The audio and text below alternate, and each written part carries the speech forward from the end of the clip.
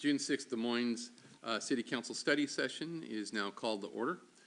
Councilman Mahoney, will you lead us in the Pledge of Allegiance? I pledge allegiance to the flag of the United States of America and to the republic which it stands, one nation, under God, indivisible, with liberty and justice for all.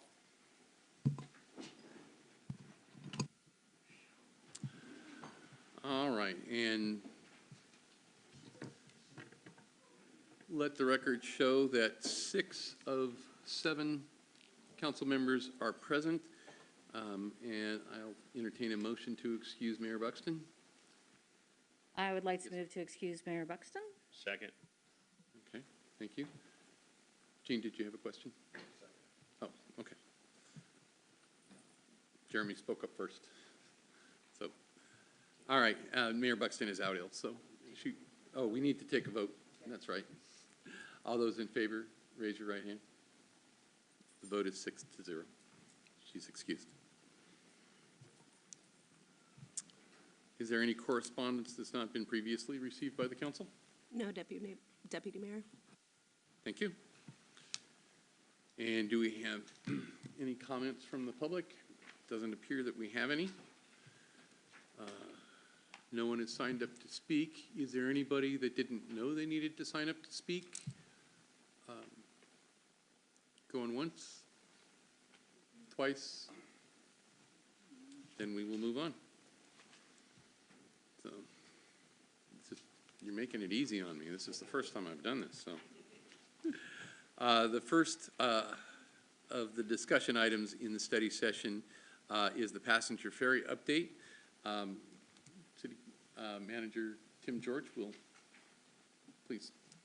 Great, thank you. Good evening, Council. At this time, I'd like to ask Peter Phillips to come up and provide a presentation. As you know, Peter has been a consultant with the city for a number of years, working on passenger ferry service at the marina. And so he's going to give the council an update on some of his previous accomplishments and then really where we are now and where we're going to look to go in the future. So I'll hand it over to Peter.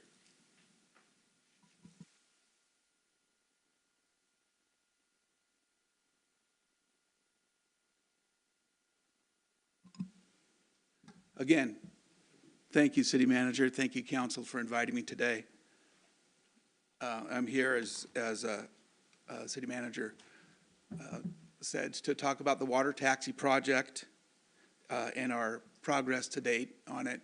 But before we talk about it, Tim had asked me to tell you a little about myself and my experience and expertise in this field. I have 40 years experience in the industry. I was born into a fishing family. My father was the editor of a commercial fishing trade journal called Fisherman's News. I fished commercially when I was in school, and then started selling advertising for Pacific Maritime Magazine, a magazine that my father had started in 1985. And that's where I really started to make the connections that I maintained and nurtured throughout my career. In 1999, my brother Chris and I inherited Pacific Maritime Magazine, a magazine that we owned. We bought Fisherman's News that same year from my father's former partner, who told us that he didn't want to sell it to the man. He wanted to get in his Winnebago and go to Mexico with his old lady, and that's what he did. And we never heard from him again. So we ran Pacific Maritime Magazine and Fisherman's News. We were very successful with those, and we got to know people in the passenger vessel industry, most notably the Passenger Vessel Association, which represents the interests of passenger vessels around the country. They asked us to take their newsletter and transform it into a 4-color glossy magazine that would generate some revenue for them. They owned the magazine, they produced all the editorial content, and we were just hired to make it profitable and look good and reflect well on their association. So that was the Foghorn magazine. We then got to know people and ferry operators around the country and began to publish onboard magazines for ferry systems. We ended up with 4 of those. They're annual magazines, again, published under contract. We don't own them, we're just for hire.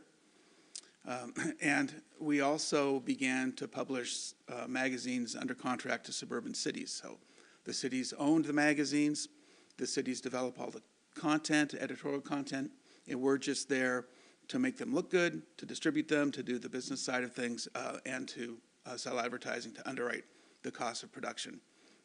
You all know one of those magazines, which is the Des Moines City Currents, which we've been publishing since 2013. Ultimately, we had 14 magazines at Phillips Publishing Group, city magazines, and a total of about 22 magazines that we published under contract.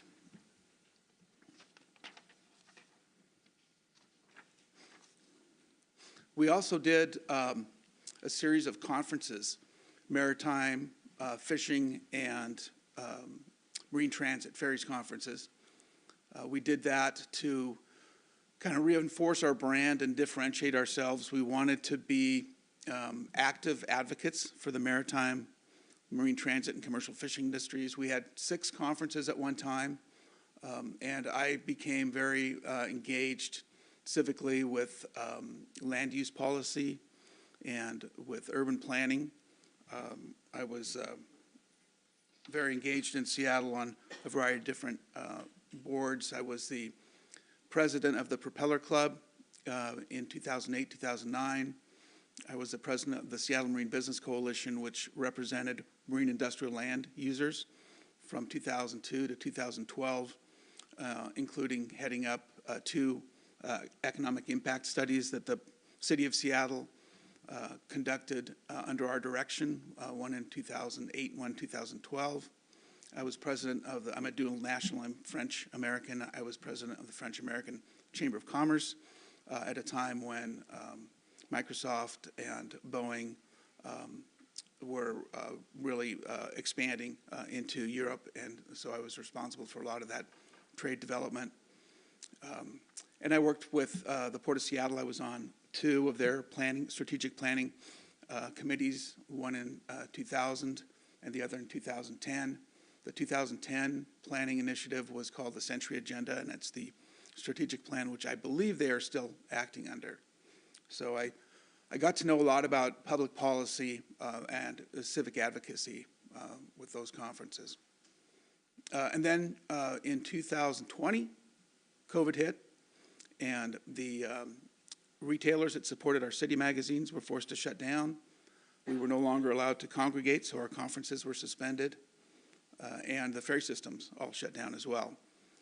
So fortunately at that time, my brother Chris and I were in our late 50s, and we decided it was time to exit the business. We sold Pacific Maritime Magazine and Fisherman's News, and we shut the doors of Phillips Publishing Group. And at that time also, serendipitously, I welcomed my first granddaughter. She was born in February of 2020, so I was delighted to be able to play in the backyard for that summer.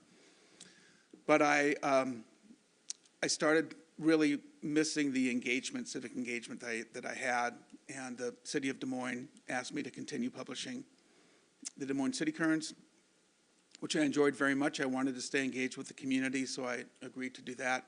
I live in Normandy Park, and I agreed to continue that publication. And I continued my Ferries Conference because I have always been a marine transit advocate, and so I continued the Ferries Conference, a commercial fishing conference called Wild Seafood Connection, and NAVTech. And these conferences, the Ferries Conference we started in 2003, Wild Seafood Connection in 2001, and NAVTech in 2000. And they allowed me to develop expertise in all 3 sectors there, expertise in all sectors of the maritime industry. Not so much in the technical details, but because I was bringing all of these people together, I got to know all of the players in the maritime industry along the West Coast and nationally.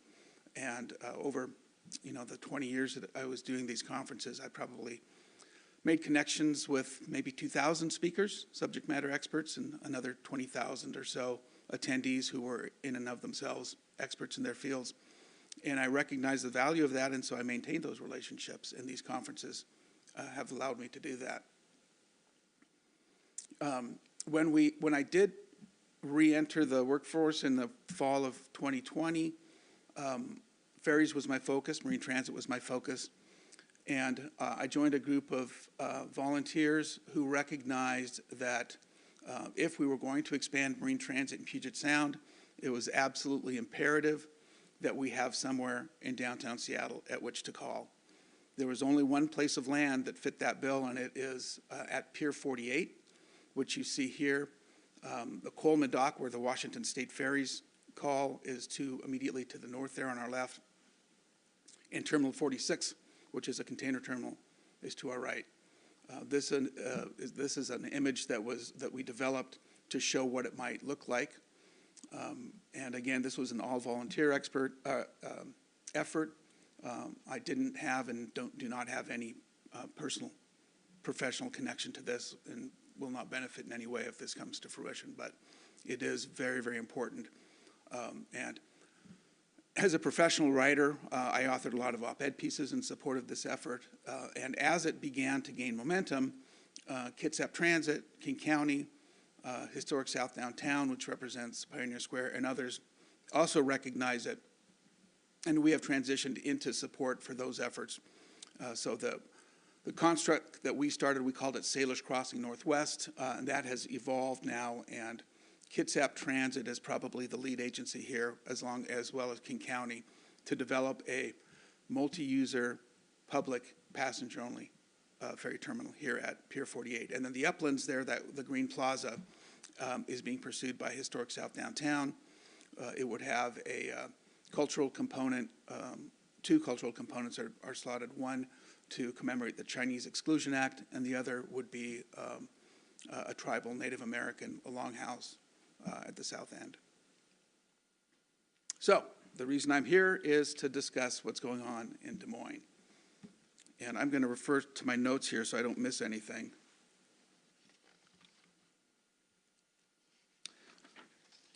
So as you know, we stood up a fast ferry pilot in 2022. We used the boat top left there, the Chilkat Express. It was very successful. We moved 15,000 people, half the population of our city, and we exceeded our ridership expectations by 400% and our revenue projections by 250%. And that really put us on the map. People took notice of the fact that the city of Des Moines was able to organize this, and I commend everybody in this room who was part of that. Scott Wilkins and Katie Bevigny were a big part of the success of that operation. You probably didn't hear a lot about them because they were so smoothly run, but it really went very well. We didn't miss a sailing. The boat was full up and full back. The weather was great. That wasn't our doing, but it was still nice to have that.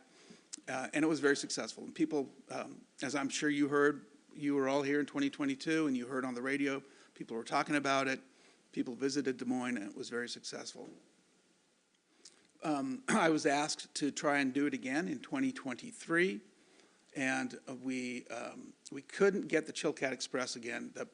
The operators of the Chilkat Express, Puget Sound Express, whom I've known forever, were really happy to do it, but they want to sell that boat. It's an older boat, and they want to sell it, and they didn't want to put it under what's called a time charter, where they would own and operate it for us, because they didn't want to put it under contract if they were selling it.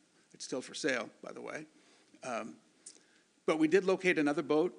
She was called the Billy J, and she was in San Francisco, owned and operated by a company called Prop, and they saw an opportunity to come up and break into the Puget Sound market with that boat.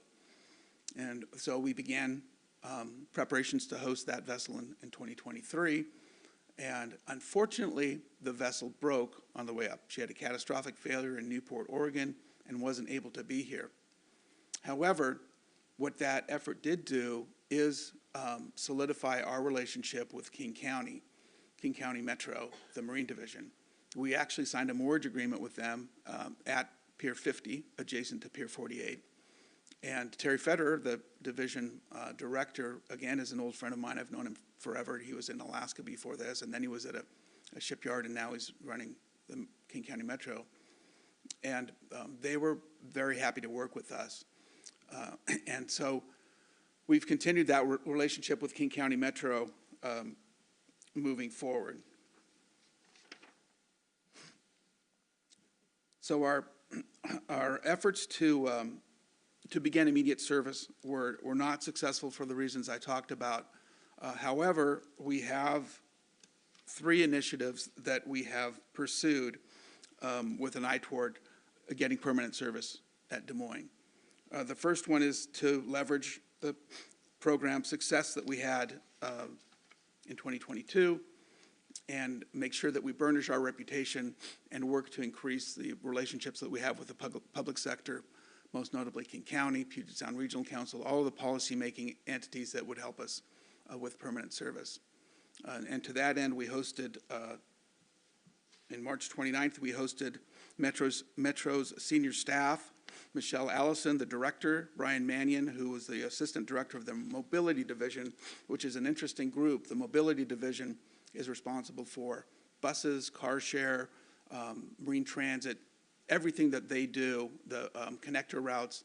And so Brian's role is to connect the buses to all these other entities. And then, of course, Terry Federer, who's the Marine Division Marine Director. So the 3 of them came here, took a tour of the city. They were very impressed with what we'd done. They also recognized that South King County is an area they need to expand in, not only passenger vessels, but also their bus service and their connectivity. So that was a very successful tour.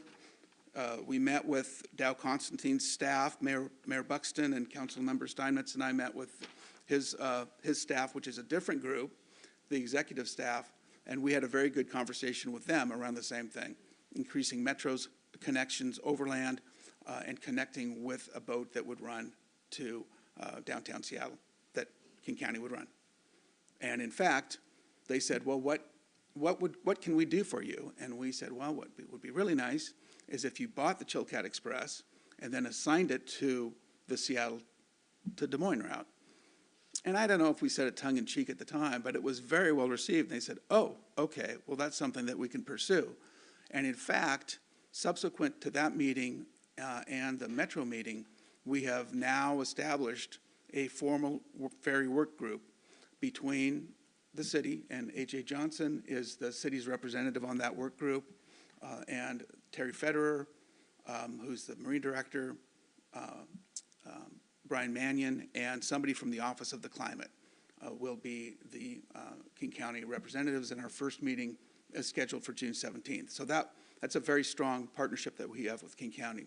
They have told us that they want to do this route. They have told us that they plan to do this route.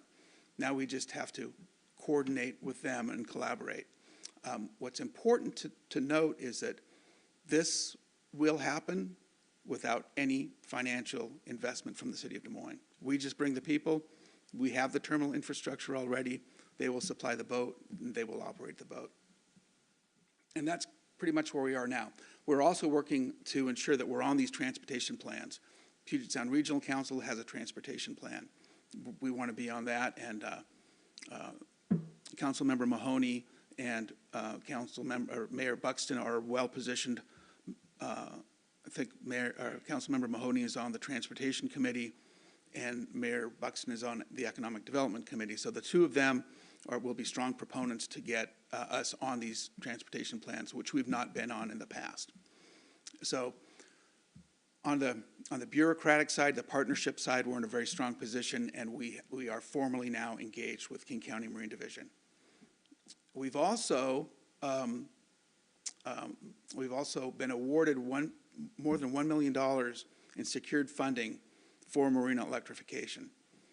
So last fall, when we were strategizing about how to move forward with getting ferry service to Des Moines, there were 2 schools of thought. One was that we would go out to try and get funding to get a vessel, and the other was that we would support other attempts to get a vessel. And we decided that we really didn't want to run a ferry service at Des Moines. We didn't want a boat. We would have to stand up our own administrative infrastructure and such, and that's not something that the city wanted to do. But we did think it was important to support others in their efforts. So our position was that we were going to be the facility where these new electric boats that are coming online could charge. Kitsap Transit, King County, others have difficulty in obtaining land. Everything that's in Seattle or on the other side is built up already. So they can't put charging stations in there. We can. And our charging stations, in fact, could be either underground or on floats. And that's what you see to the right, which I'll explain a little bit more. But we did secure this $1 million plus. Most of it is $726,000, which is to build and operate high-speed charging stations at the marina. And this is a pretty slick award. We partnered with an association called Clean and Prosperous Washington to do it. Clean and Prosperous does a lot of these electrification grants. We chose to partner with them because they're very successful in getting them. So they technically won it. But the grant is directed to electrify our marina. They can't do anything else with the money except electrify our marina. So we can tell them how we want the conduit to run, when we want it to run. So Scott's Marina Steps project isn't disrupted at all. We're going to coordinate with that, and where the charging stations are. And we're going to put them at the top of the ramp so that they can be used for a future ferry. In addition, we won $100,000 from the legislature, and that was in large part because of Anthony Hempstead, our lobbyist. That $100,000 is specifically earmarked to support this electrification with design that would allow us to use it for ferries. We need 150 kilowatts to run a fast ferry, and this will ensure that we have that. And then we got $50,000 for a car share program, which is being run by Pacific Mobility, which I think is Greg Dronkert's group, yep, which is, I think, they've come out and visited us already, and so that's going in. And then we got $132,000 for an economic impact study on what ferry service would do to the city of Des Moines from an economic standpoint, from an equity standpoint, and from a quality of life standpoint. And that's something that we really wanted to do with the pilot, but we didn't have the budget to do an economic impact study. Now we do. We have $132,000 to do it. So that's the money that we have right now. And I'm kind of going quickly here. I'm assuming that we'll have a Q&A after this. So the exciting part is, number one, King County says, yes, we want to do it. We want to use you as a test because the whole movement now is toward small electric passenger ferries. And it's exponentially difficult to do a passenger ferry. A small one is pretty easy. A mid-sized one is more difficult. What Washington State Ferries is doing is much more difficult. But what we have is a route that is long enough at 50 nautical miles that it makes sense to go fast, but we would use a small enough boat, like the Chilkat Express, that the boat could be constructed and operated by the operator much more economically than could a boat that's running to 150 or 200 passenger boat that's going across the sound. So the working idea with King County Metro is that we would buy a boat like the Chilkat Express. They would buy it. They would operate it between downtown Seattle and Des Moines Marina to test the demand, to test administrative components of it. And then once they've got that down, they could build a boat like it for much less than they would build a 200-passenger vessel. So they could test an electric boat. They could charge it in Des Moines, and they would have the Chilkat Express in reserve, and we would have a ferry route. So that's where we are today. We continue. We have a small team of grant writers, myself, Anthony Hempstead, who I mentioned, and then two women, Cheryl Swab and Hannah Smith, who are the technical grant writers. And we have been granted by the city the flexibility to go after the money that we can go after, which really makes us attractive as partners to King County too. We were told by King County staff, they said, oh man, we have to go through council before we can even apply for a grant. So we don't have to do that. We were able to apply for these grants and 5 months later, we have $1 million. So we're coordinating with King County on some things where we could help them with grant writing too, again, toward this electrification project. The really exciting part is this, it's called a universal charging station. That's on the right. And this is a float that would serve as the passenger access to the boats, and it would also be the storage for the batteries. So the boats would come up, passengers could go across, get on the boat, get off the boat, and the boat would be charged while those passengers are on boarding and off boarding. And it would, not only would it not take space on shore, but it would add to our capacity to host other vessels at the marina. And because there's a recreational component, we are applying for this through the RCO, which is the Recreational Conservation Organization. And we're actively applying. Just before I came here, I was answering some questions from our grant writers on this. This technology is not extant yet, but San Francisco Bay, the WIDA, which is their ferry system, has just put out an RFP to build this, because their legislature has mandated that they do this. So they're going to do it, they're going to test it, and then if we win this grant, then we can move forward and build this on our own. So that's where we are. I think the important takeaway is that 22 pilot project really set us in motion. I mean, it proved that we have the will, the organization, the ability to perform. We're a nimble city, we're an engaged city. The community was highly supportive of this. And as a result, people are coming to us and saying, we'd like to partner with you to do this. And I think now I'm open for questions. Are there any questions? Councilmember Mahoney. Thank you, Peter. That was a great presentation. And you don't do yourself justice. When we had the demo of the electric ferry, it was very clear how well you were respected in the industry. There was folks from all over in the ferry business, and you were definitely up there on their pedestal.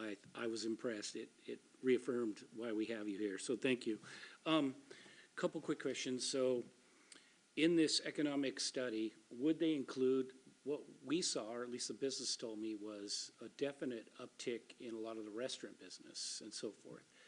So if it's not in there, I'd love to see some of that captured in there, because those are some of the things in the economic. Also, as you mentioned, we were, for a while there, we were the talk of radio. I did several interviews and TV and so forth, and there was a great PR value to that.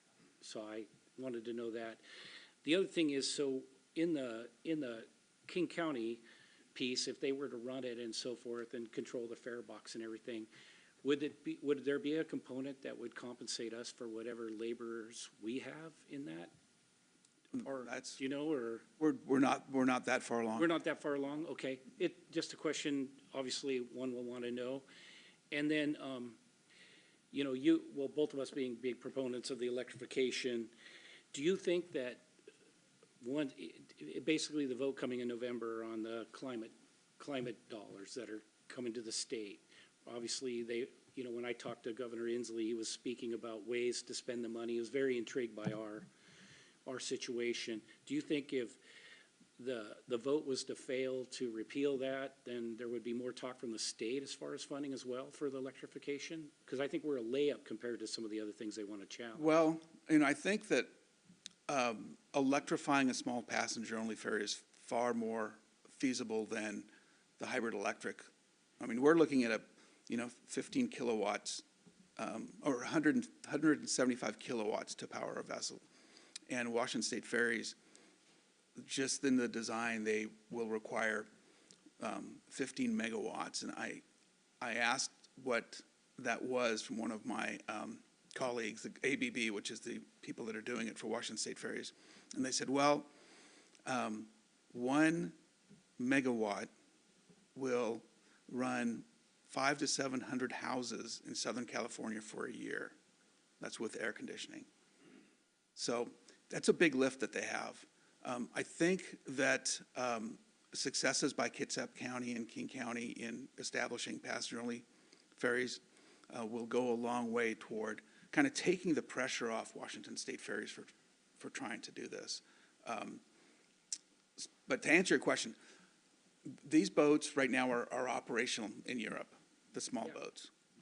They're a little, so the cost to build one is about $8 million as opposed to about $5 million for a conventional mechanical diesel or gas-powered boat. But the life cycle cost is much less.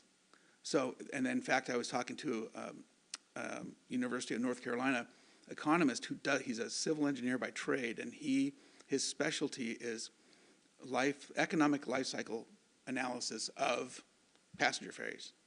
And he's went through the presentation with me, and it's really amazing at how inexpensive it is, especially with the rising cost of diesel right now, is that if you can build a small one, which is what we're looking to do, then it's actually less expensive over the life cycle of the vessel for the operator, which would be King County or Kitsap.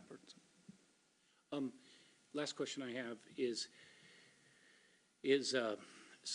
obviously a lot of us have always talked about potentially like Tacoma being an alternate destination. Now I know baby steps. If we get something going from us to Seattle, great, but possibly, obviously with this climate money and stuff, is there potential partnerships with, like, say, Pierce County for Tacoma, or Gig Harbor? I think they're peninsula, and then of course, even further south to Thurston County.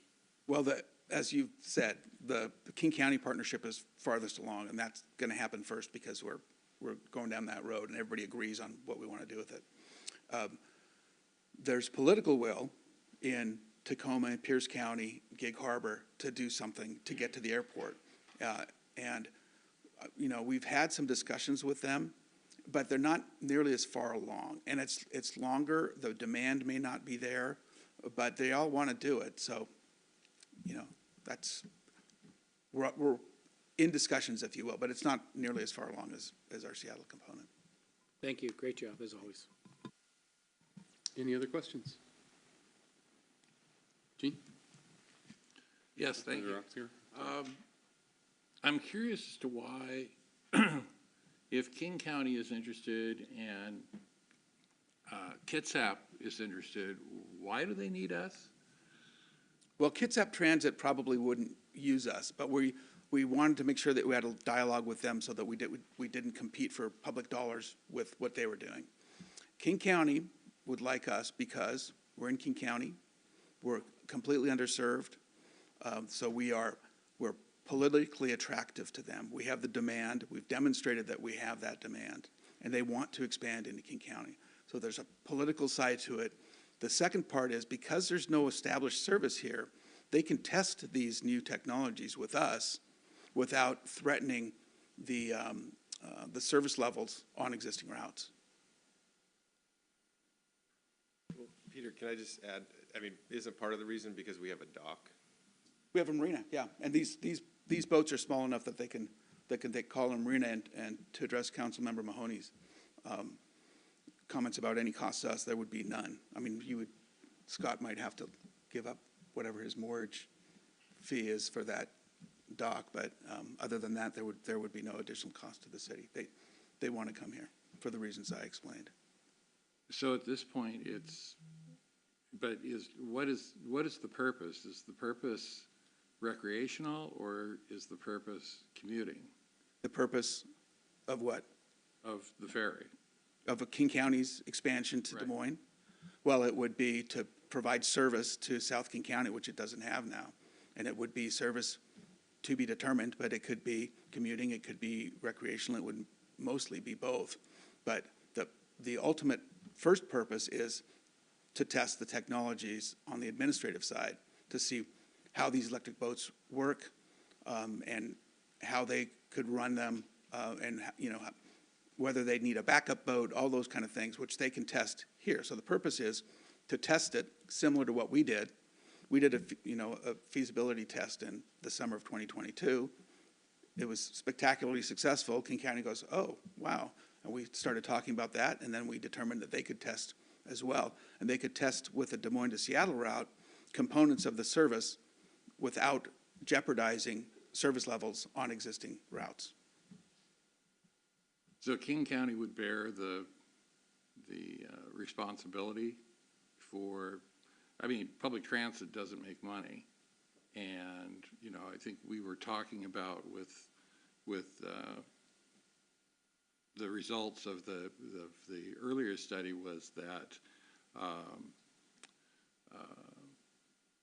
we didn't lose as much money as we thought we were going to lose. And so, you know, who's bearing the responsibility for any kind of loss? Because we're looking at budgetary problems, and, you know, is this something that we can afford to absorb the loss?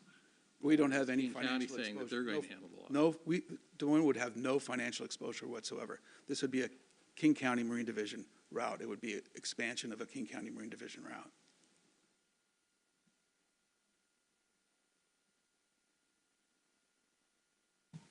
Any other questions? Councilmember Harris? Just, I'm trying to organize yeah, this is a lot. So, to follow up on Councilmember Oxiger, so you're saying that for the life cycle of this, 100% of the cost will be borne by the voters of King County and not the city of Des Moines. Is that a correct statement? The voters of King County wouldn't be Well, involved, other than the fact that we're all subsidizing Sound Transit and hospitals and everything that we are asked to vote on. This would be a King County Metro now, project. I'm sorry for being too poetic. There will be zero cost to the city of Des Moines over the life cycle of this program far as. As we envision it, yes. Contracts have not been signed, And, but there's no reason that Des Moines would need to have any financial exposure whatsoever. and that includes soft costs such as Harbor Master Wilkins' fine crew and, you know, yeah, I mean, basically, they will cover staffing and they will compensate us for any kind of costs of just, there are going to be ancillary costs of having people moving in and out. And so Peter, is that, if I can kind of is that the frame this. goal? So we don't have agreements. We have this group that we're coordinating between King County and us to start, you know, moving along in this process. Okay. What we heard from the ferry that we ran in 2022, great service, people loved it. It was expensive for us. We couldn't do that every year. But the actual service was great. And the community, they still ask, we still get emails, hey, where do I sign up for the 2024 ferry, right? And so what Peter is working on would be something that would be essentially free, right? Just like a bus that King County would run to and from, because they need somewhere to go in South King County is what they're looking at, and they liked what we did. So would there be some sort of ancillary cost for a boat coming in and out, and our staff probably, I mean, there would be a cost there. We'd probably need additional cleanup and all sorts of stuff, but that's all down the road. I'm not nitpicky, but if you say it's like a bus, that's actually makes me feel good because, you know, basically Metro takes care of the bus stops. I mean, you know, and all of the stuff necessary to make it run. We don't have to, you know, I'm just, it seems too good to be true. I mean, in a certain sense, and I'm just based on the numbers I've seen for what King County pays for their current water taxi routes. It's like if it's as advertised on the tin, it's wonderful and you know, two snaps up. May I ask, just regarding this initial service contingent on this economic impact study, or is it happening regardless? Does the study happen, you know, as a you know, is the outcome of that a requirement for moving ahead or is it just gonna go? No, the data that King County is predicating their decision to move forward on exploring this partnership was developed in the summer of 2022. We issued a final report that said this is the demand Okay. of what we had. The economic impact study is independent. That money has been awarded to us. It's going to happen. It's been earmarked. All of these grants that we apply for, they say, we have a grant to do this. Apply and tell us why we should give you the money to do this. And we applied for that, and we got it, and so we'll be doing that study regardless. We'll be doing the study? Well, right now, we've been awarded all this money. The initial formal awards we've been alerted to that. But Commerce, the Department of Commerce, which is the group that awarded us this money, has not issued the documents. They're all backed up, so we. I'm just trying to, and just timeline. So, how big is this floating dock thing? I mean, and where would it be? I'm just trying to visualize where in my mind it's going to be and how big, yeah. Well, we don't know yet. I mean, that's to TBD. We'll see what San Francisco's doing. We'll see what kind of room Scott has, what the marina needs. 150 or kilowatt, I mean, how big a boat does that charge? Is it real, is it an electric version of the Chilcat? 175 kilowatts. Yeah, it would be very similar. It would look very much like the Chilcat. 70 passengers, 65 to 70 feet long. Sweet.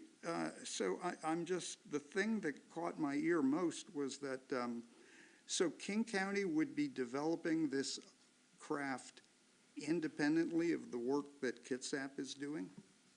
Yes, they are both developing the capacity to electrify their fleet. That was the most surprising part of the thing, because I would have thought that the natural connection would be with Kitsap, because they're basically doing the boat and all of the. Well, no? Kitsap has gone down the path with the Federal Highway Administration to build a big electric ferry, 150, well, it's not big, but it's 150 passengers. And they're working with the Gloston, a local naval architecture firm, to do it, and it would all be done here. And that boat, right, the current estimates are about $18 million to do that. So they're down that path, and because they're working with the federal government, it's very slow to do. But because they're down that path, they're down that path. Now, they did get money from the state. I think they got $8 million to do the design, because it's only at 20 or 30% design. But that's the path they're going.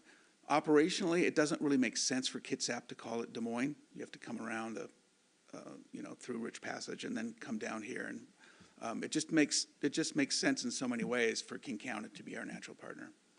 Okay. This is fascinating. Thank you. Let me take Councilmember Grace Matsui first, and then second question from Mr. Oettinger. Thank you. Thank you for your presentation. I know that there's a lot of information that you sent on to us today, but I didn't hear much about projected timelines. Are we talking a 5-year plan here, an 8-year plan, a 2-year plan? I would venture to say between 2 and 5. We're not in, so King County is developing their first ever transportation plan. They haven't, or King County Metro, I'm sorry. Mm-hmm. They haven't had one before. So they're developing that one. We're right in the middle of their budget. It's a biennial budget. So it's 24, 25. So the plan that they're working on now is 26 to 28, 26, 27. So that's the plan where we want to be in that plan. How we're in that plan, that's what part of what this working group is all about. But the idea is what I've explained. They said, yes, this is doable. This makes sense for us to test this on an affordable way. We can't afford $1 million, City of Des Moines, but King County can do that. And because we have been directed to the Office of the Climate, that's an attractive part of the municipal or the county government to Dow Constantine, so they think they can fast track it. And perhaps if we had a corresponding climate change plan, that might be able to connect to this effort? Yeah, I can't comment on that. anything that we coordinate with King County can't hurt. I don't think it's necessary for us to have that, but we could, Yeah. we could certainly explore it. And following up on one of the items that Councilmember Harris said, I do believe that there's kind of like, back when I was in high school, the saying was, there's no such thing as a free horse. Like, you can win a horse, but you'll be paying a couple $1,000s a month to maintain it. So I am conscious of and worried about things like wear and tear on the pier and the dock, the amount of foot traffic. We saw last year a ferry collision where collision hit the dock and broke it for quite a bit of time. And so I assume that there would be additional insurance and the possibility that there could be associated costs with having that level of people come through and also the vessel itself.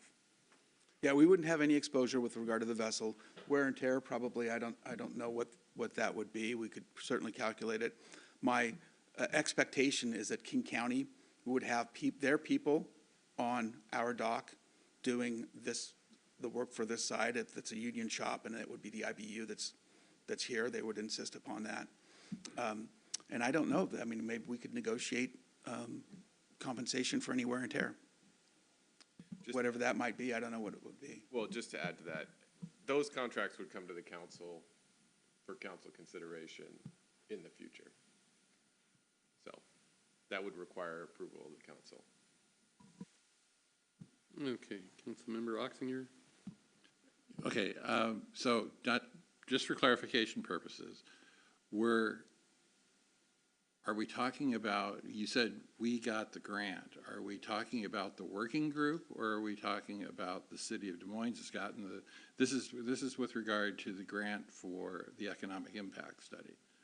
That's the city. The city, yeah. The city has that. Yeah, all of the grant funding that I talked about, the $1 million plus, that has been awarded to the city independent of our discussions with King County.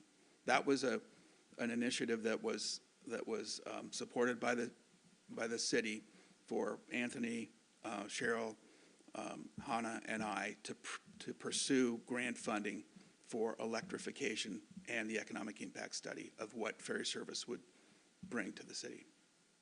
Okay, and so the economic impact study is specifically on its effect on Des Moines, or Yes. the effect of the overall result? The economic impact study for which we were awarded the $132,000 is specifically for a study that would look at what passenger-only ferry service would do to the city of Des Moines in terms of economy, equity, and quality of life. And that money's coming from? Department of Commerce, Washington State Department of Commerce. And just to add another note on that, we just received notification that we got this grant. And so there was a protest period that they had to wait before they could send over the contract stuff. So we're just getting those documents now, and then we'll prepare them and we'll bring them back to the council for council approval of the grant award. And then that would detail, you would see all so if this is sounding like it's something new, it hasn't come to the council yet for approval, so. Okay. I look forward to seeing the paperwork. Councilmember Harris? Thank you.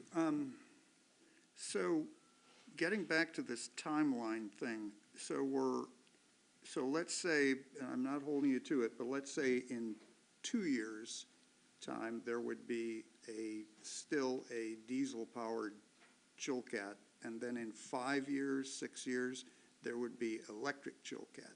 Is that being? Yeah, I think that's a in reasonable the, in the assumption. broad,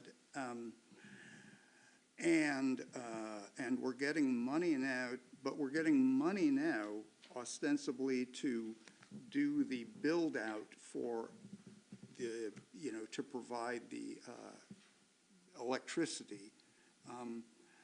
And this is, I'm just going to say, the reason my head is swimming is that, to my mind, colleagues, this should be all part of the Marina Master Plan. And I am just concerned at sort of an ad hoc quality to what should be a 360 kind of a concept for what we want the marina to be, and we're, you know, it's not your fault or anything, but before people, I understand people are really enthusiastic, some of us, about just the idea of anything, you know, certain aspects, but I'm just really trying to think, okay, what does this marina look like in 20 years if we're adding stuff onto it, and essentially, you know, providing the build-out, because once you do the build-out, then you're kind of basically committing to the thing. And, okay, so I'm sorry for just, that's it. If I could just add real quick, the council hasn't approved the Marina Master Plan. So I think that's a good point, is that, you know, this is an update on things that Peter's been working on. And I think it's an exciting update. I hope the council thinks the same, that there's some serious progress being made about having this basically an amenity that the public really enjoyed, that we could have it at essentially no cost. But yes, there would be impacts. So as this is being developed right now, and as the Marina Master Plan still needs to be updated, I think that we can look at incorporating pieces of what we know, which is not everything at the moment, looking at pieces of what we know and including that in there when we bring it back, because we are making some edits to the Marina Master Plan based on everything we heard from the council and what we heard from the public. So I appreciate that point, and I think that's something that we can include, and hopefully that will address your concerns. We have, in the years I've been here, we have a tendency to essentially, it's the sunk cost fallacy deal. It's like we head down the road to something and we go, well, you know, we've already put $2 million into this. And so, you know, and that's why I always, you know, go on about, no, just chill, plan the whole thing, and then, you know, even if it's not as initially exciting. And so that's my thing. Okay, I do have some questions for you, Peter. You mentioned that King County Metro sees us as an interesting partner. Is there any other place in South King County that they could be looking at? Not to my knowledge. Does anywhere else in South King County have a marina? No, no, I don't even know of any private marinas in South King County. I'm just kind of going up and down the coast in my head, and I mean, we can all do the same thing, and I don't see another facility. And we're a mile from the airport, mile and a half from the airport. And they want the connection to the airport as well? Yeah, in King County, the connector would be, you know, they would coordinate the connections both on their side in Seattle and to the airport. So their connections our thought would be there would be connections up the hill to the hospitals, and here there would be connections up the hill to the airport. Okay. In round numbers, there's about 1.3 million, you said, that we've gotten grant money. No, a little over $1 million is what we've gotten. I thought there's 130,000, you said another 50,000, 100,000 from the legislature, and a $1 million. 726. 726, okay. 726, 132, 50, and 100. Okay. And all of that money, is that money that can be spent anywhere else, or is that we can only spend it on what the direction was when we got the money? Exactly. We applied, they said, this is what we want people to do. Tell us why you're the people that should be doing it. Okay. And in particular, the money we got from the legislature to essentially design the infrastructure, to design. Yeah, to ensure that, so the $726,000 was awarded to Clean and Prosperous Washington to develop this electric charging station at the Des Moines Marina, period. The $100,000 that we got from the legislature was given to us to ensure that that electric charging station was usable for marine vessels as well as shoreside vessels. Okay, so it's not dependent upon ferry service or not. We've got this and we're just going to use that to electrify the marina Yep. for all electric vessels, not just ferry vessels, correct? Correct. Okay, all right. And then the balance is essentially to measure the economic impacts of the ferry service. Okay, all right. And the charging, there's a car share grant that was awarded to Pacific Mobility, which is, it's kind of independent. I mean, it works well because we have this larger grant to electrify, which is why, they can kind of piggyback on that, but they're putting it in on their own and running it on their own. So we'll have charging for cars and charging for boats, Yep, and potentially for a ferry if King County Metro wants to go that Yep. direction. yep. Okay, Or anybody else. I mean, it's not dedicated to King County Metro. It's basically, I mean, a poor analogy, but it's like a gas station. Anybody can use it. It's just, we have it. So and we'd have the only one. we'd have the south only of one. county. Yeah. In fact, So far, yeah. most of the Puget Sound isn't going to have a way to charge electric boats, are they? To my knowledge, we're the only people that are this far along in a project like this. Has there been any discussion about including Maritime High School Oh, yes. and some of their programs? Yeah, I forgot all about in that. this project? Throughout this, workforce development is another attractive part to King County Metros. We do have Maritime High School, and they're looking to establish an IBU. IBU is the Inland Boatman Union. That's the union that runs King County Marine Division vessels that are also on the Washington State ferries. And they're looking for places to partner with the IBU so that they can put people into this, to school, to work development program, and Maritime High School has been called out to do that. And actually, we had a program in place with Maritime High School in 23 when the boat broke, to use them on the boats.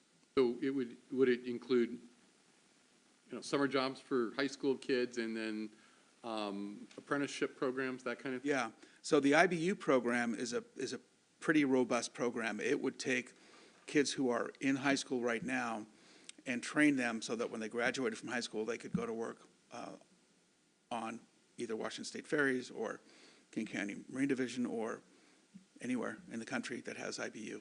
And they would be skilled to go anywhere. They'd probably owe IBU 2 or 3 years, just the way that you do if you get a scholarship somewhere else, yeah. Okay. All right, I think that we do have a follow-up from Councilmember Oxnard. I'm sorry, we have so many amounts of money and grants coming from different directions and everything. Can we get this memorialized in a document? Is that this is how much we've got, where it's coming from, what its purpose is? Yes. Thank you. Councilmember Harris. Thank you. I'm just thinking, you can spend 700 grand pretty fast running electrical conduit. And so I think it might be useful to the council to get a ballpark figure on just the cost of installing like one Tesla supercharger, let alone, because, in other words, 700,000, it's like, sounds like a lot, but 700,000 is like one block of sidewalk. And I want us to understand that that's just the entry fee to electrification for the dock replacements and the electric chill cat down the road. So that's Peter? That's all I got. Yeah, so the grant was technically awarded to Clean and Prosperous Washington, which then has a subcontractor, ECVS, that would be responsible for installing and operating, and they would have the concession for 10 years. So the attractive part for ECVS is that they would be able to recoup the costs of selling that electricity to their clients, which is why it's attractive to them. Would that be the cost of installation as well? Yeah, they would be, so they have to put that in at the Des Moines Marina. And then we have to give them the right to operate it for 10 years. They would also be responsible for removing it at any point.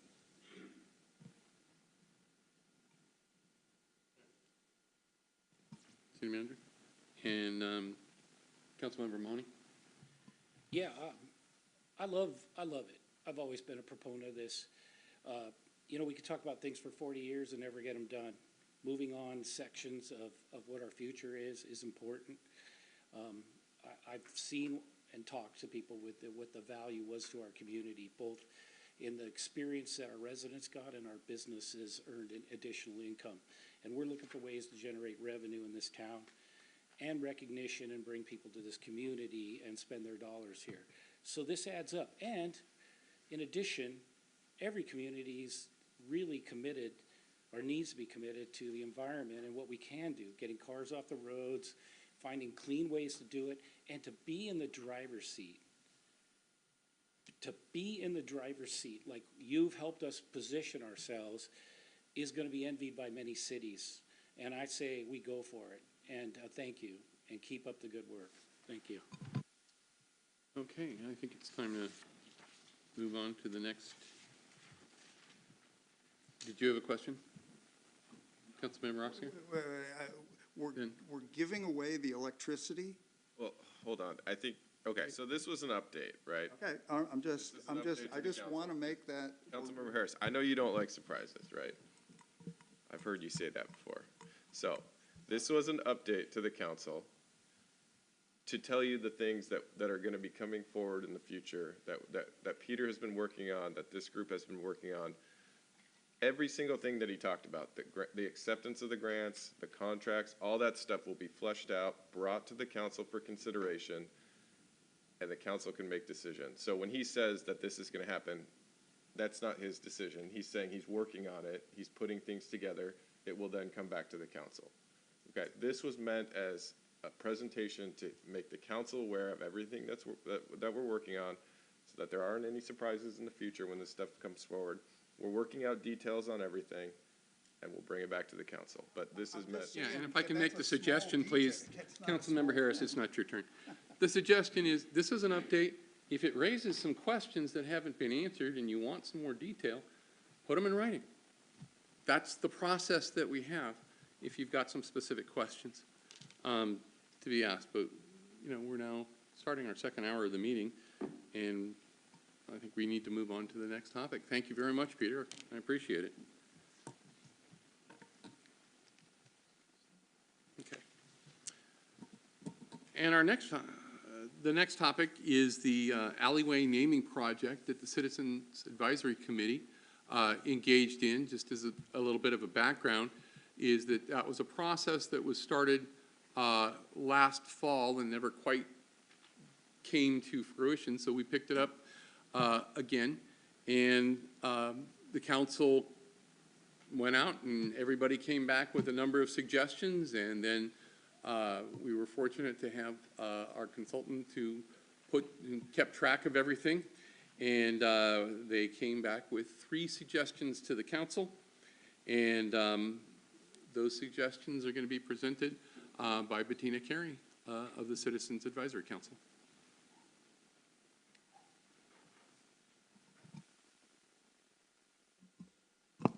All right. Can you hear me okay? You can stand up on. Say, right? Bend that down. Honorable Deputy Mayor, esteemed council members, city manager, and dedicated staff, as well as fellow residents. I'm Bettina Carey, and I'm a proud member and resident of the Des Moines Marina District, and a member of the Citizens Advisory Committee. And tonight, the council is considering the naming of the alley behind the Des Moines Theater. 3 names are on the table, including Jack's Alley, Backstage Alley, and Waterland Alley. In preparation for tonight's deliberation, I had the privilege of delving into the stories behind these names as recommended by our community and narrowed down by our CAC. Tonight, I'm honored to share more about these suggestions with particular focus on Jack. And as I dug deeper into Jack's story with his mom, I was struck by the remarkable resilience and determination he has displayed throughout his life. Born Alfred Jackson Jones, Jr., Jack or Jackie to his mom, Jack embodies the very spirit of our beloved city. From glowing praise in childhood reports to the challenges he has faced, Jack has always remained a beacon of positivity and optimism. His teachers spoke of a bright and cheerful student who radiated warmth and cooperation, while his classmates admired his infectious happiness and eagerness to participate in every endeavor. Even now, he traverses the streets and alleys of Des Moines. Jack continues to be a source of joy and inspiration to all who encounter him. But beyond our city limits, Jack's impact resonates far and wide. He has traveled to Hawaii 3 times, as well as to Nicaragua and Mexico, always greeting everyone warmly. His remarkable encounters include riding on Vice President Al Gore's bus, meeting school teacher and Tennessee mom, Senator Patty Murray, spending time with his mom, with Norma Kelsey, alongside Senator Kaiser and Representative Adam Smith, and having his picture taken with presidential candidate Hillary Clinton while standing next to Air Force Two. These experiences have left an indelible mark on everyone he meets. And one night, Jack was tragically and severely beaten, and residents rallied around him with Seahawks gear, knowing that he was a Seahawks fan. To know Jack is to love Jack. Despite the challenges he's faced, he remains steadfast in his values, speaking his mind with respect and kindness, and demonstrating compassion and passion in all that he does. His dedication to making a difference in our community is a testament to his character and his deep-rooted love for Des Moines. It is no surprise that Jack has earned the honor of having an alleyway named for him. His profound impact on our community is a testament to his enduring legacy and his unwavering commitment to Des Moines. And as we stand at the cusp of selecting the name of this alleyway, let us take a moment to reflect on Jack's incredible journey and celebrate the profound impact he has had on our city. Jack, we're forever grateful and fortunate to have you as one of our own. No matter the name of our new alleyway, you will always hold the title espoused by your mom, Norma, as our town crier. And as folks, if you don't know Jack, you don't know Jack about Des Moines. 2 other alley names are under consideration, Backstage Alley and Waterland Alley. For Backstage Alley, this name captures the vibrant arts and entertainment spirit of the Des Moines Theater. It evokes a sense of creativity and the behind-the-scenes magic that brings performances to life. Naming the alley Backstage not only honors the theater's cultural significance, but also invites residents and visitors to imagine the bustling activity that occurs behind the curtain, from the rehearsals to the camaraderie of performers and crew. This name symbolizes the heart of the artistic endeavor and the hidden efforts that contribute to the enchanting world of live performances. It reflects the community's support for the arts and the theater's role as a cornerstone of local culture. Waterland Alley. This name pays homage to Des Moines' rich history and beautiful waterfront. It's a nod to our community's connection to the water, celebrating our local heritage and natural beauty. Waterland conjures up maritime activities and images of serene marina landscapes, along with the historical significance of the waterfront of the city's development. This name embodies the essence of Des Moines' identity as a marina district, honoring the traditions of those who have lived, worked, and played by the water for generations, and maybe for generations to come. It also serves as a reminder of the natural beauty that draws people to our community, enhancing the sense of place and pride among the residents. Both names offer unique, meaningful tributes to different aspects of Des Moines' identity. Backstage Alley celebrates the creative and cultural vibrancy, while Waterland Alley honors the historical and natural heritage. Each name reflects the value and the spirit of the community, making the choice a reflection of what aspect we wish to highlight and celebrate for years to come. And of course, there's Jack's Alley. Council, you have your work cut out for you. We look forward to your thoughts about which name resonates to help us shape a part of our city's identity. And now, Charlene, Bacalzo was not able to be here. She's the CAC rep for the downtown businesses, and she was to be here to talk a little bit about our process so that you know that this was a very transparent and democratic process. She writes, "I would like to share with the citizens of Des Moines a little around the process. As the CAC, we were tasked with asking our neighbors for 3 names for the alley running behind the new and improved Des Moines Theater Apartments starting at South 227th. There were over 300 entries. As a whole, we wondered how this could ever become 3 top suggestions for our city council to determine the one. The process was democratic, fair, and impressive. We were able to first narrow it down to about 15 and then to the top 3. As you know, Backstage, Jack's, and Waterland Alley." She says, "We look forward to the one the council picks. Sincerely, Charlene Bacalzo." Thank you so much. Thank you, Ms. Carey.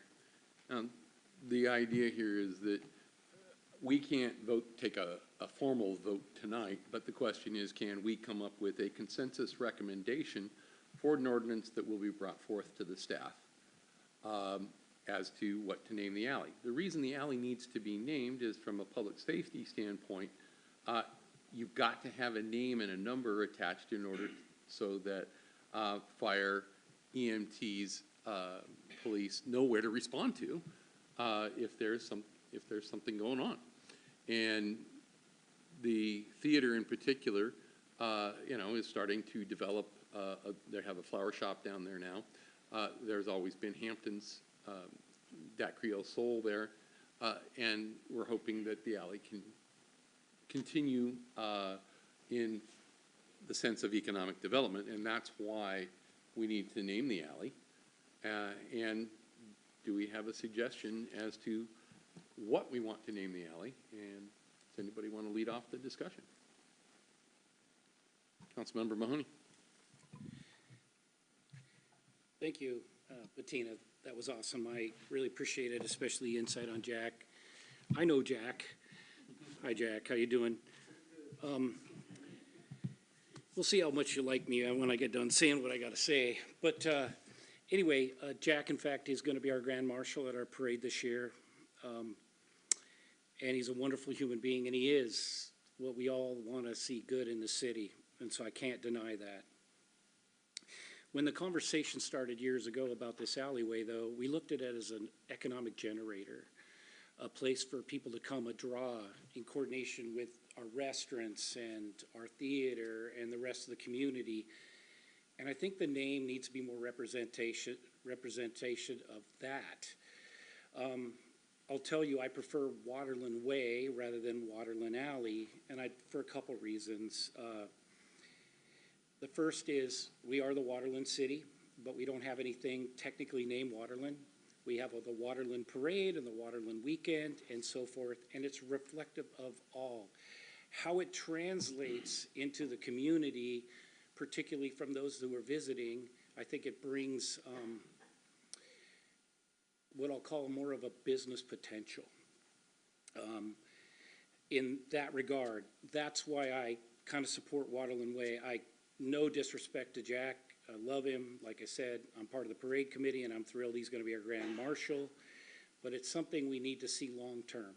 Now, obviously, I'm not going to get in the way of the majority of council also thinks it should be Jack's, but I just had to say that because of the fact that this is something that's going to be here in 50 and 100 years. And yes, it would tell the story of Jack, but also, would it make sense or translate over to what we're trying to do and what we're trying to do to our downtown as far as it's going to, the vibrant future we see it having?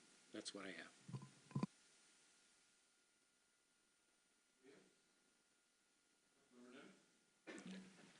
Thank you, Deputy Mayor Steinmetz. Well, I love you, Jack.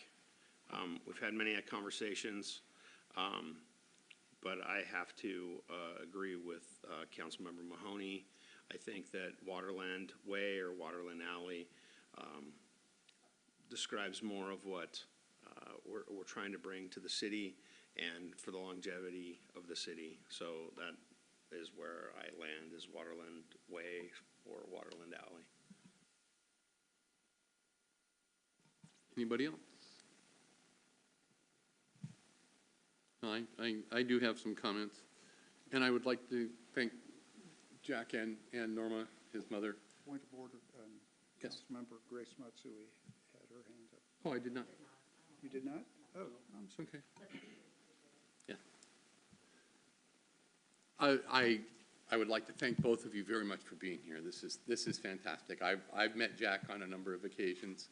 And yeah, he's just a great guy, really happy and always smiling. And I think that's wonderful. But I am a little concerned that 50 years from now, we end up explaining who Jack was and not having an alleyway that reflects, the development of downtown for all the reasons that Councilmember Mahoney and Councilmember Nutting articulated. I personally think Backstage Alley is the best choice because it creates something that is synergistic with what's there. We have a theater that's going in. It's going to be there for a long time. We want to make that a very successful venue, and this is one of the ways that we do it. I think it creates that instantly recognizable, okay, we know where that is, much more so than Waterland Way might do. And so my preference, and it's just a preference, and I'm looking for whatever the council says, is that we consider Backstage Alley so that we have that synergistic sense with the theater, and I think that brings the economic development piece to the forefront there. Councilmember Harris.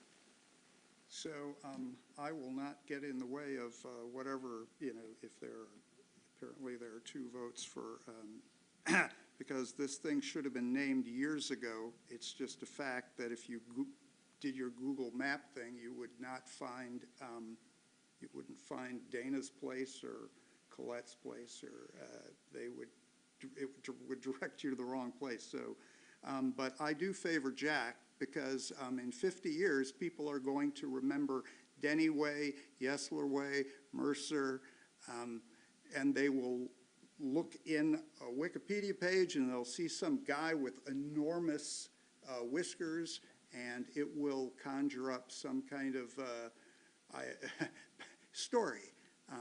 And that's my feeling about it. But I honestly, you just give it a name so that people can find our restaurants. Thanks. Anybody else have any? Councilmember Mahoney.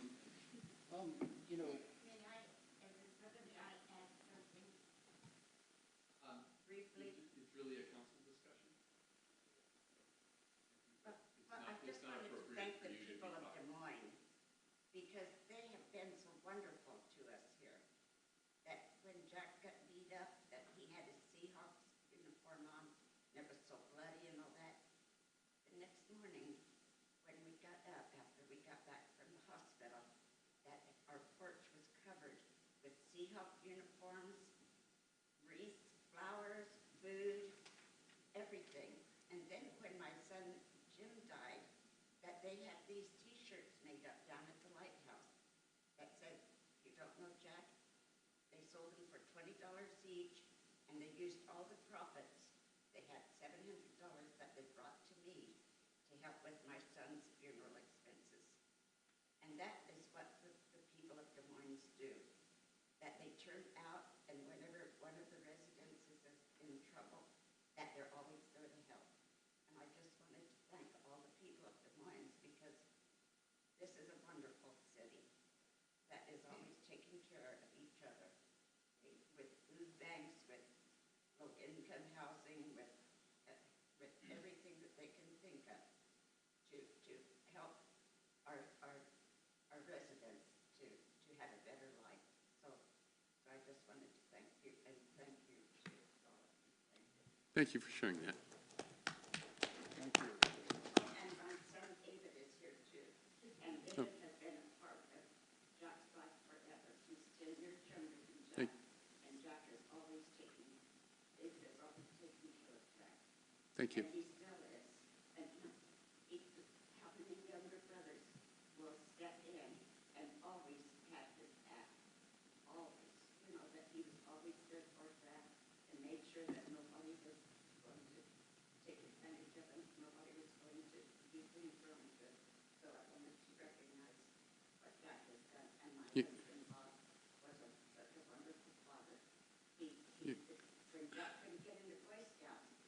Okay. Bob started the Boy Scout troop for retired boys. And he became the scoutmaster. Norma, you have a wonderful family. We thank you very much for sharing that with us, but we need to move on to our discussion. Thank you. Thank you very much. The wonderful, wonderful family you have. Councilmember Mahoney? So I think we're kind of all over the map here, and I got a proposal that maybe the council might consider that someone put in my head here recently. Jack's Backstage Waterland Way. Why not? It's the top three. It tells it all. And it's a good compromise that I think we all can get behind. Now, how it'll fit on a sign, but it'll be what, JBWA, or WW. Do we have any consensus on that suggestion? I'm not seeing nodding heads. Casey here? I would just like to hear, legally, is there any impediment to having such a lengthy name? And could you, could you make the sign shorter whilst, I'm thinking of, cities, God, we're spending so much time on this. You have streets that are named with very long, names, and they're shortened on the sign. Is that legally possible? We're just fortunate we don't live in Wales. I don't know. We'd have to ask our, Esteemed. it's really our traffic people that do the addressing. But you take my point. I mean. Yeah, it's a long name. And then I guess, so that's now your address, right? So you're writing that out every time. No, I just don't want it to be this, I wasn't kidding. I really want just somebody to go into their Google thing and just go tick, tick, tick, and they get to the restaurant. That's really all I care about. Well, are you even in a position then to make a recommendation, or should we bring this back later? I'm not sensing that there's a consensus here for this. Well, there were 2 votes, and I said Well, go ahead, Councilmember Mahoney. I don't know, is there a way we can reach out to the public and the CAC just to get what they thought about the compromise suggestion, just to see? And of course, they're obviously checking the legalities of a long name like that, but I'm just saying, all 3 were there, why not give it to them all? Okay. Oh, I'm sorry.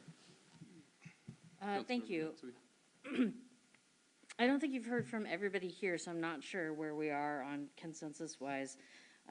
When Councilmember Mahoney was talking, I thought that was persuasive. We don't have something called formerly Waterland that's like on a sign that kind of gives us that connection to our long-term nickname and motto. But then I also thought that your presentation about naming something the Backstage is about that exact location, and people, I think, would associate and go, yes, that's exactly where I think it is when I think of the word Backstage Alley.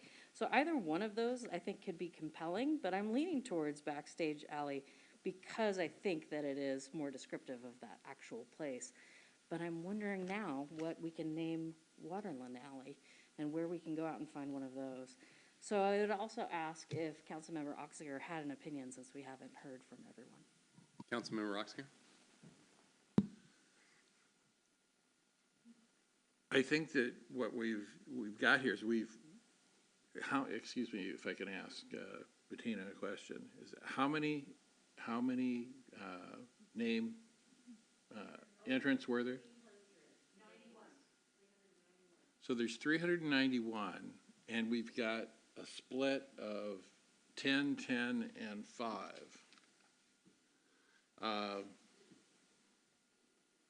I can see the arguments both ways. I thought Councilmember Mahoney's argument was persuasive, but so was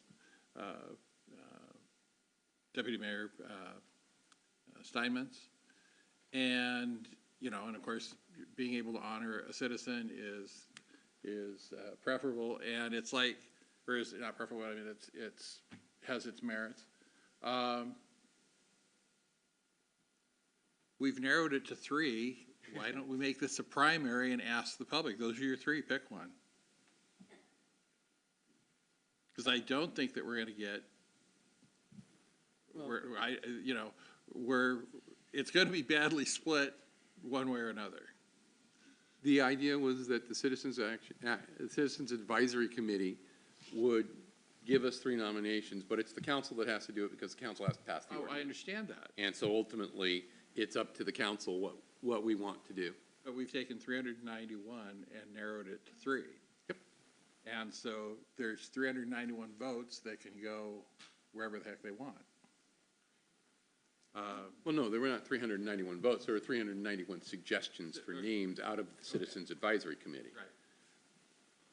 So, I I see merit to all 3 arguments, and, it's going to be, with the split right now and what they are, it's not going to be, well, any kind of consensus. it's my take right now is that we don't have a consensus on a name, and we won't make a recommendation at this point. When we have a full council, maybe we'll bring it back up again and give some direction to the staff on what to make the name. Councilmember Harris? I support Waterland Way. Does that move the discussion forward? I don't know that it does. I don't think we have a consensus. So, no, I think we're done with this topic for now. We're going to move on to the communications update. So, and the communications update is for City Manager Tim George. Great, thank you. So I see our Communications Director, Nicole Nordholm, coming up to the podium, so I'll keep this brief. But she is going to provide a presentation tonight on a follow-up to the April study session, where staff was asked to take a look at the recommendations from Consor as well as the public, put them into buckets about what we can do based on our resources. And so I'm excited to hear this tonight, and I'm excited to present this to the council about what we've done since April, based on the feedback that we heard from the council and the community, and what we plan on doing moving forward. So I'll hand it over to Nicole. Thank you. Good evening, Deputy Mayor, Council, and community members. Nicole Nordholm, newly appointed Director of Communications, and I have an update for everyone. Okay, so as we all know, communications has been a hot topic the past few years. Consor conducted their extensive assessment of our practices and made suggestions for improvement over a period of 18 months.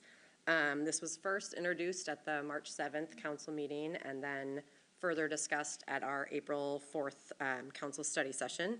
So with community input, as well as staff and council insight, bucket lists were created with goals that could be achieved immediately, goals that were midterm, so 1 to 2 years, and then kind of long-term goals that were 2 years and beyond. So this condensed list was provided to you all earlier today, and we can discuss and review that in more detail at the end of this. So since that study session in April, the city has reassigned me to be the communications director for the city. And this really, the overarching goal is to respond to the ability to implement a communications plan over time, as well as achieve many of the listed goals, a large goal being identifying a dedicated communications staff. So I plan to go through items that have been completed, that are in progress, and that some will need additional time and resources to do them. So this is some of the communications items that have been completed in the last 3 or 4 weeks or so.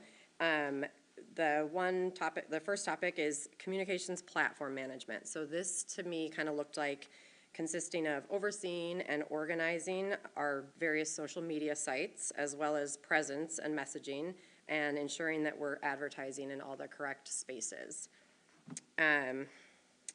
This this will also be an ongoing and in-progress goal, as getting information out will never really be complete. The weekly city manager reports, those have been quite successful, and those will continue on. An updated organizational chart. So this was created and sent out, and we'll be working to add in more details and duties that were requested down the road. The council briefings and meetings, those will continue to be provided as needed and when everyone wants those. Comment boxes, so I brought a prop to show you all. We ordered 3 comment boxes that we will put at City Hall, the Activity Center, and our field house for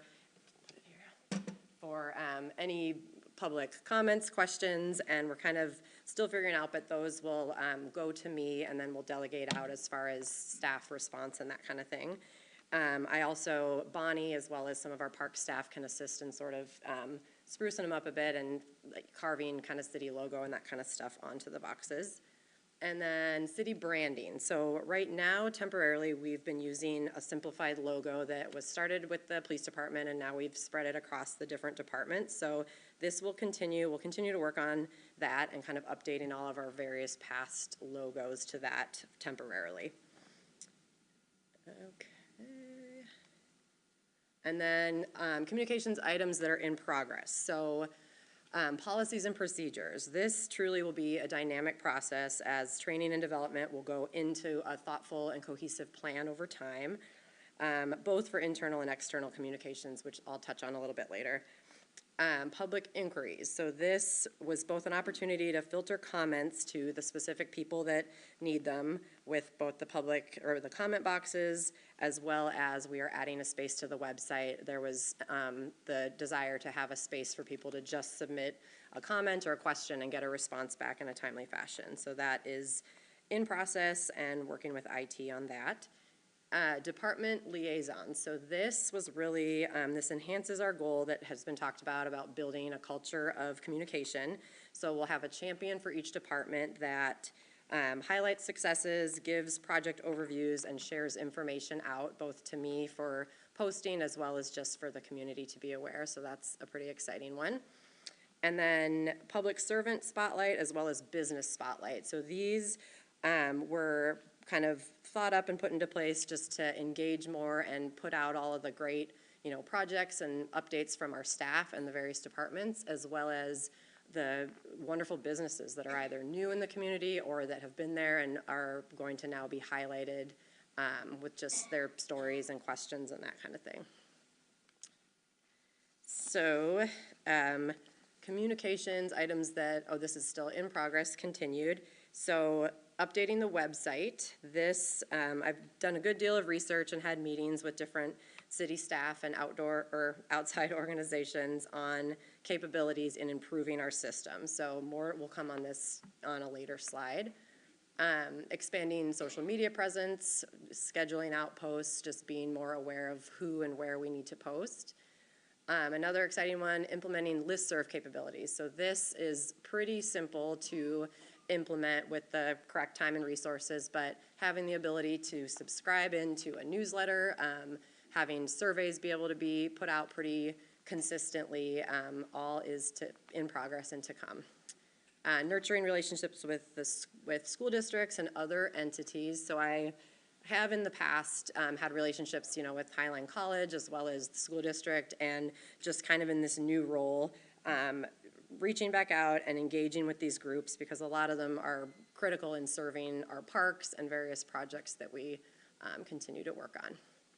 And then Channel 21 is another one that we are in review. So I've been working with IT, and they're training up our new IT staff, but we will sit down and ensure that everything is timely, up to date, and take out, information that isn't relevant any longer. And then these are the pieces kind of that need some more dedicated time, resources to complete. So the website upgrade that I kind of mentioned, I've met with a few web designers and studios that have done a lot of creative work, and we have options. I mean, we can stay with our current Civic Live, and they definitely can give it a facelift and update it. There's also a lot of options to kind of completely revamp it, which would take significant resources and time, but it's exciting to just think about the prospect of this being able to happen. A city government app, this was another one that I thought was great. I met with a company that is currently creating a demo app for us, so we'll be able to sort of see what it would look like, put in what features we want, a calendar, notifications, kind of the same idea as a listserv. It can push out info to people, which is great. And they kind of gave me ballpark cost, which is up there.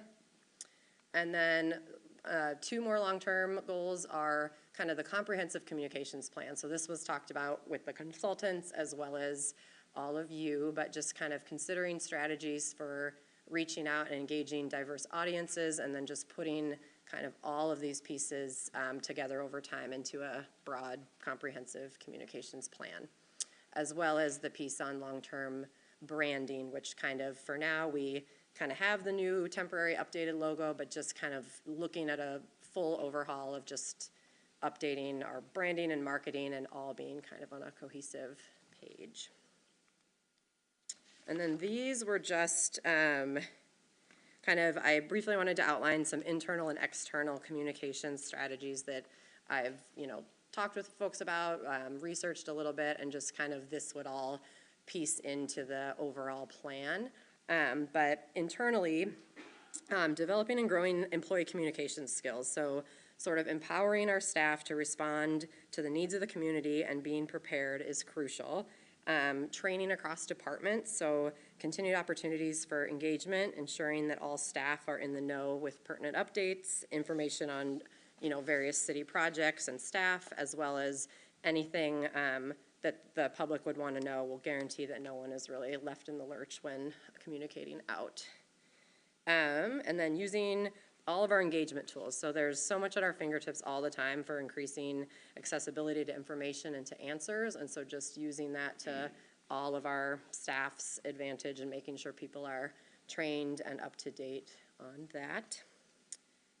And then external communication strategies. So this too, again, to consider the needs and preferences of our community members, to use a variety of strategies, including, like I mentioned earlier, highlighting staff, businesses, different successes that people have had, and overall just to establish a unified tone and ensure that everything that we are delivering out is of value that we are communicating. So that is my update, and I'm happy to take questions or further the discussion if you wanted to go off the list that was provided to you as well.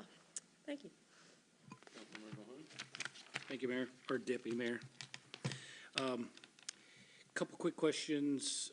So on the communications items completed, yeah, I saw the Instagram, following now and all that. Excellent job there.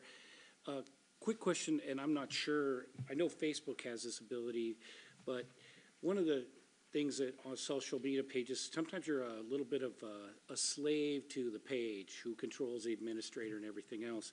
Have we looked at boosting, using other mechanisms that go targeted to zip codes? What I want to see is, I don't want to see just particular groups getting the message. I want to see if we can get everybody getting the message, like our mailer. Mailer goes to every address.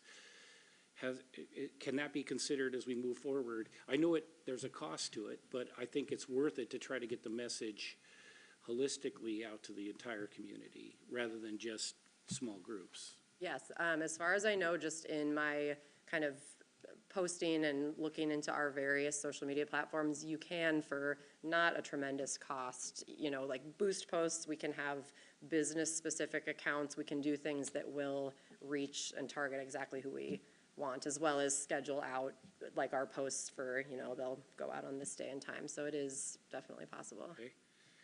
And the comment boxes, are you, awesome, is there gonna be like a card or Yeah, I that should will have be mentioned. attached? Yeah, I should have mentioned that. I'm planning to have, I don't think it came with anything, but we'll have kind of cards and pens just for people to, and maybe it'll even specify, like fill in what you need here, but we'll have something with them to give to people.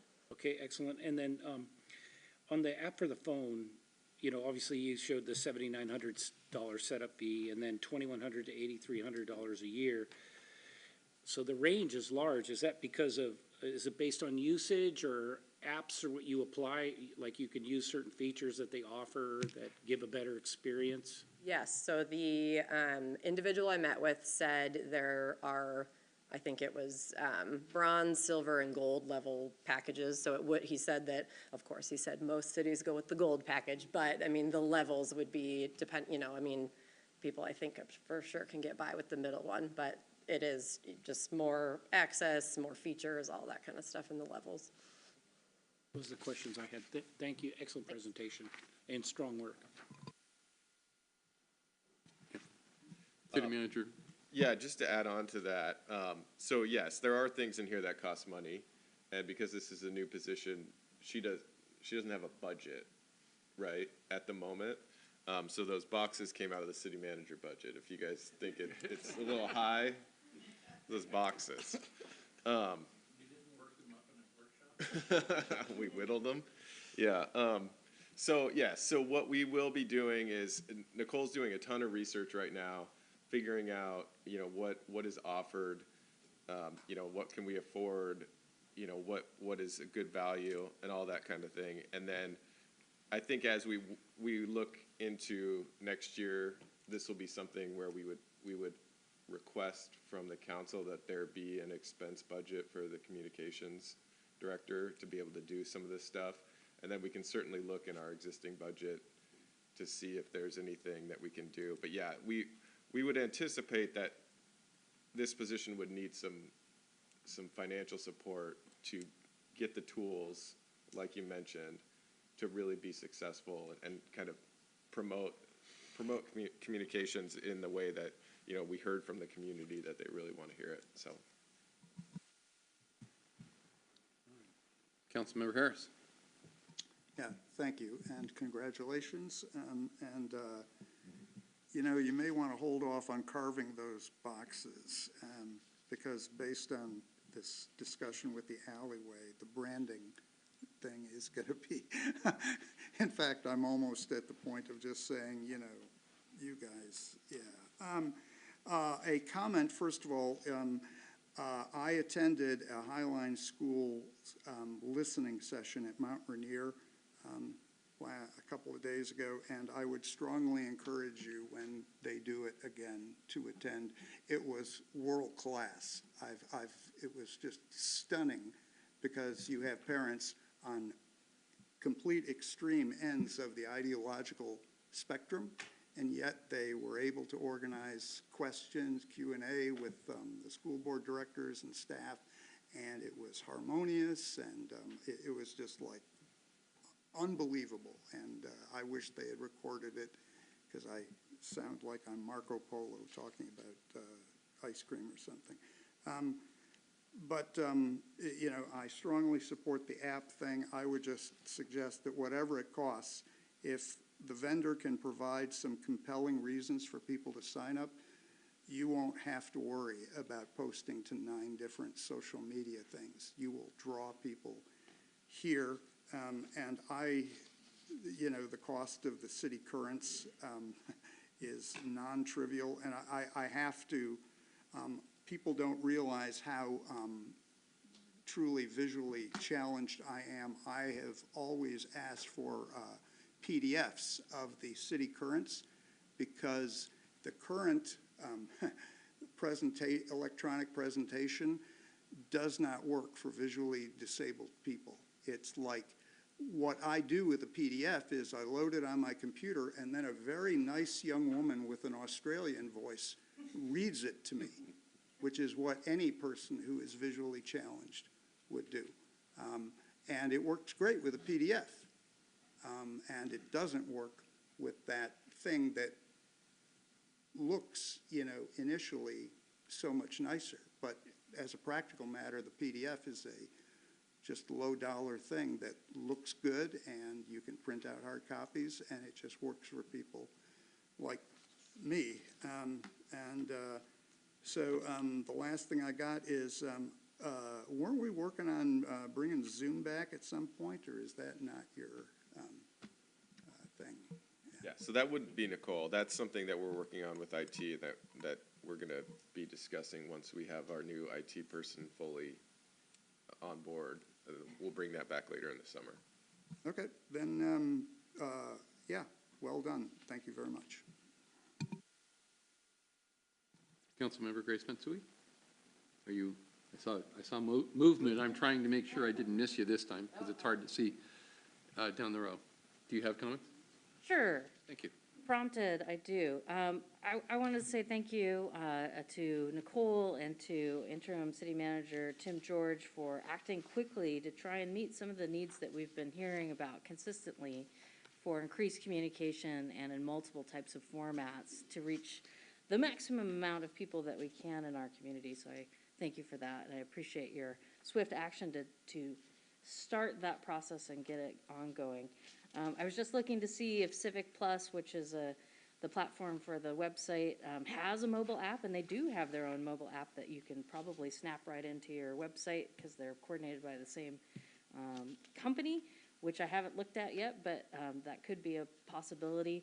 The thing that I like about Civic Plus, and I'm sure that there are other options out there, is that it has such strong requirements that are good for government websites about retention, about accessibility, and about security. So when you go out and find an independent website person and they build something for you, sometimes you pay them to maintain it, but that doesn't mean that it's as secure as a government entity website needs to be. And if you tried to check out a book from the Seattle Public Library about a week and a half ago, you'll figure out why they're such great targets, because they're big and they store a ton of information, and they were a victim of a ransomware attack. So Civic Plus, I think, has some columns in the pro side for me because it deals so closely with government, but love to see what options are moving forward in terms of updates to that website. Thank you. Councilmember Nutting? No? Councilmember Oxenyer? All right, I'm about to show how much I'm not up to date with web systems. I'm free to be corrected here, but it seems that there's the two major systems that seem to be out there are the Facebook system, and you kind of slash on and say kind of TikTok's that way too, which is kind of an open system, and then on the other hand you have Nextdoor, which is geographical, and I would, it's more of a closed system, and, they do have the opportunity to, connect with the people that are in the immediate surrounding areas, but it's more focused on just the particular area. And I'm wondering if that's something you might want to take a look at as to whether we want an open system that, I'm sorry, but some of the stuff that's coming over on social media just, it makes me long for buggy whips. Just take me back to the old days. But then, by the same token, Nextdoor tends to be, I guess people have been described as the get off my lawn crowd. But it does have a more closed system that we would be able to communicate more directly with Des Moines residents. So I'm just throwing that out there that it might be, useful to take a look at how open of a system do we want to have, and is there an advantage to having it a bit more closed? So, but thank you for your work. We're moving on communications finally. Councilmember Harris? Oh, yeah, just specifically, I'd be interested if the vendor you're looking at has integration with our bill pay system. Because, basically you can get, if we can get everybody on one menu for everything from, the pet license to the permit fee to whatever. Again, I'm just trying to find some way to make this thing something that there's a reason for almost every resident to come to us rather than you having to schlep out to all these other wonderful ecosystems. Thank you. All right, I have some comments. This is fantastic. I mean, I can't believe you've gotten all this done already. That's really, really quite amazing. I don't know what you're going to do with all your spare time in the future. No, it really is tremendous. Just kind of a follow-up with what Councilmember Harris was talking about. Mayor Buxton and I went to the State of the City in Federal Way, and they have just redone their website, and they have a number of these drop-ins that are including the bill pay, the online permitting, the calendar, just click, click, click. I don't know who their vendor is, but I just kind of want to throw that out there as a place to look at a very, what, at least as it was presented, seemed like a very well-integrated website with a lot of functionalities. And the way it was described is they have modules that you just kind of can drop into the website for you. Generally, I think everything that is on here is great. I think that you have hit all of the things that came up in the discussion with the council earlier when we were talking about the console report and short-term, long-term, trying to organize some of those things. And I particularly appreciate the boxes. That I know that's just easy pickings, but if you ever need anything built again, they're volunteers at Wesley. They have a wonderful wood shop there. So, Where this came from, I'm just kidding. huh? I'm just kidding. I said that's where this came from, but it didn't. Could be. But anyway, I just think that's nice. And I also do appreciate the simplifying the logo, getting the branding more coherent, because there are a lot of different logos out there for Des Moines. And so thank you very much. This is very well done, and we appreciate all of your efforts. I did want to ask one sort of follow-up. It maybe have some budgetary impact, but has there been any discussion about helping you to get the skills and training to, you know the city very well. There's no question about that. I think you have a natural gift for communication, but there are some professional organizations. There are also skills classes that can be offered, and I see council member, or it's city. I'm still new in the role. I know who you met. City Manager George. Yeah. Has some answers. Absolutely. Yeah. So, I mean, I think, we made a great pick when we selected Nicole for this position because it's something that she could, I mean, you see this, right? When we made the appointment to now, all the things that she could do without having to meet who works at the city and who does what, I mean, she knows these people, she knows the community. And so, that she's off and running, doing an awesome job. We have reached out to a communications consultant that we currently use to be on board as a contact, someone that can meet with Nicole whenever is needed. And so, to kind of help with that, Nicole is also looking at professional organizations, and she's identified a few that she could join for, a reasonable cost that would allow her access to all sorts of communications, networks, materials, all that kind of stuff. So we definitely, she has the skills to be successful, but we also want to give her, some extra tools, just so that, she will have exactly what she needs, and she can get that help if she needs it. So we're definitely working on that and going to provide her with that. Thank you. Any other comments? And I think that concludes our meeting for this evening. The next meeting of the City Council will be a regular business meeting on June 13th. Please remember to pick up after yourselves on the way out. And Councilmember Mahoney, do we have a motion to adjourn? We do have a motion to adjourn. Second. And all in favor? It is unanimous. Thank you very much.